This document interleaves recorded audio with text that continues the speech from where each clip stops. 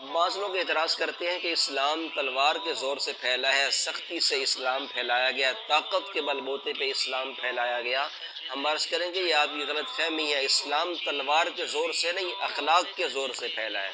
اگر تلوار کے زور سے پھیلا ہوتا تو تلوار کا زیادہ سے زیادہ اثر جسم پہ ہوتا ہے، دلوں پہ تلوار کے اثر نہیں ہوا کرتے۔ اصحاب پیغمبر کے دل دیکھو، خود اللہ جن کے دلوں کے بارے میں کہتے ہیں اولئک الذین امتحن اللہ قلوبہم للتقوی، اللہ فرماتے ہیں میں نے خود صحابہ کے دلوں کا امتحان لیا، امتحان لینے کے بعد میں رزلٹ آؤٹ کرتے ہوئے کہتا ہوں للتقوی، میں نے اصحاب پیغمبر کے دلوں میں سوائے تقوی کے پایا ہی کچھ نہیں۔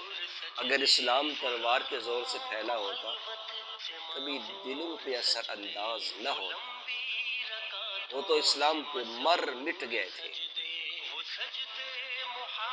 وقت کا حاکم ہے، خلیفۃ المسلمین، وقت کا حکمران سیدنا علی المرتضی رضی اللہ تعالی عنہ، آپ کی ذرہ چوری ہو جاتی ہے کیونکہ وہ سادے لوگ تھے، اسلام پسند تھے، اسلامی مزاج کے لوگ تھے، یوں پروٹوکول اور باڈی گارڈز یہ تو تھے نہیں، ذرہ چوری ہو جاتی ہے۔ کچھ دنوں کے بعد ایک یہودی کے پاس حضرت علی وہ ذرہ دیکھتے ہیں، پہچان لیتے ہیں، اسے کہتے ہیں ذرہ میری ہے، مجھے میری ذرہ دے دو۔ وہ کہتے ہیں آپ کی کیسے ہے؟ اگر آپ کی ہے تو آپ گواہ لاؤ۔ اللہ اکبر، وقت کے حکمران سے سوچو، وقت کے حکمران سے عوام کا ایک فرد، اور پھر ہے بھی غیر مسلم جس کا شمار اقلیت سے ہوتا ہے، یہودی ہے، عوام کا رعایا کا عام سا فرد وقت کے حکمران کو کہہ رہا ہے گواہ پیش کرو۔ یہ ہوتی ہے حقیقی آزادی، جہاں زبان کو بند نہ کیا جائے، جہاں بولنے والے کو اتنا پتا ہو کہ میں بولوں تو میری بولی سنی جائے گی، میری آواز سنی جائے گی، اسے حقیقی آزادی کہتے ہیں۔ جہاں پہ اپنے حقوق کی آواز اٹھانے والوں کی آواز کو دبا دیا جائے اسے حقیقی آزادی نہیں کہتے۔ اور پھر ہمارے ذہنوں میں آزادی کا تصور کیا ہے؟ خدا کو چھوڑ دو، رسول کو چھوڑ دو، اللہ کی نافرمانی کرو، رسول کی نافرمانی کرو، یہ حقیقی اس کا نام حقیقی آزادی نہیں۔ حقیقی آزادی یہ ہے صاحب حق کو اس کا حق مل جائے، کسی پہ ظلم نہ ہو، تب حقیقی آزادی ملتی ہے۔ آؤ آپ کو مسجد نبوی میں لے چلتے ہیں۔ آپ صلی اللہ علیہ وسلم مسجد نبوی میں اصحاب پیغمبر کے ساتھ موجود ہیں، ایک یہودی آ کے میرے نبی کی توہین شروع کر دیتا ہے کیونکہ آپ نے اس کا کچھ قرضہ دینا تھا، آ کے میرے نبی کے بارے میں گستاخانہ جملے شروع کر دیتا ہے۔ اصحاب پیغمبر غصے میں آتے ہیں، آپ علیہ السلام فرماتے ہیں اے صحابہ اسے کچھ نہ کہو، چھوڑ دو اسے، ان لصاحب الحق مقالا، صاحب حق کو بولنے کا حق ہوتا ہے، حقدار کو بولنے کا حق ہوتا ہے، اس کی زبان آپ بند نہ کریں، اسے بولنے دیں، میں نے اس کا قرض دینا ہے، بولنے دیں اس کو۔ اس کا نام حقیقی آزادی ہے۔ تو خیر یہودی کہتا ہے گواہ لاؤ، علی المرتضی رضی اللہ تعالی عنہ مدعی بن کے یہودی کے خلاف قاضی کے پاس چلے جاتے ہیں۔ اب وہ یہودی مدعا علیہ خصم بن گیا ہے، فریق بن گیا ہے، قاضی کی عدالت میں چلے گئے۔ حضرت علی دعویٰ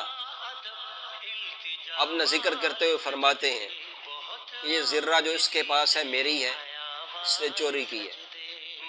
چونکہ مدعی تھے، اپنا دعویٰ ذکر کیا، تو قاضی شرح یہ وہ جج تھے جو فاروق اعظم رضی اللہ تعالیٰ عنہ کے دور سے چلے آ رہے تھے، تو یہ سوال کرتے ہیں یہودی سے جو کہ دوسرا فریق تھا، اس سے سوال کرتے ہیں کیا آپ نے واقعی چوری کی ہے؟ وہ کہتا ہے میں نے چوری نہیں کی۔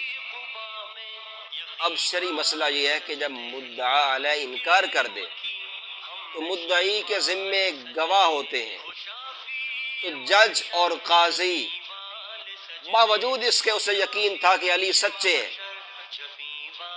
قسم اٹھا کے بھی وہ کہہ سکتے تھے کہ علی سچے ہیں، علی کی سچائی میں کسی قسم کا کوئی شک نہیں تھا، مگر یہاں پہ ایک شرعی ضابطہ اور شرعی قانون تھا۔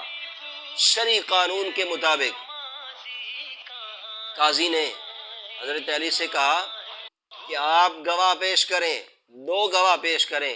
حضرت علی نے فرمایا ایک میرا بیٹا حسن گواہ ہے اور ایک میرا آزاد کردہ غلام قمبر گواہ ہے۔ تو قاضی نے کہا کہ بیٹا تو باپ کے حق میں گواہی دے نہیں سکتا، ایک آپ کا آزاد کردہ غلام قمبر ہے، اس کی گواہی میں مان لیتا ہوں، ایک گواہ اور لے کے آؤ۔ آئے ہائے، اب علی چاہتے تو ہزاروں گواہ لا سکتے تھے، وقت کے حکمران جو تھے ہزاروں گواہ لا سکتے تھے، لیکن نہیں، آج تو گواہ بکتے ہیں، جھوٹی گواہیاں ہوتی ہیں۔ لوگوں سبق سیکھو، اسلاف سے سبق سیکھو۔ حضرت علی فوراً خاموش، فرمایا یہی پھر ایک آزاد کردہ غلام قمبر ہے۔ قاضی نے کیس خارج کر دیا۔ اب یہودی بڑا خوش، عدالت سے باہر آئے بڑا خوش کہ دیکھو جی علی کا کیس خارج ہو گیا۔ جب دیکھتے ہیں علی کے چہرے کو، حشاش بشاش چہرہ ہے، پریشانی کے آثار نہیں ہے، کوئی پریشانی کے آثار چہرے پہ نہیں ہے، ندامت نہیں ہے، انتقام کا جذبہ نہیں ہے، خوش ہے۔ یہودی سوچنے پہ مجبور ہو جاتا ہے کہ آخر کیا وجہ ہے۔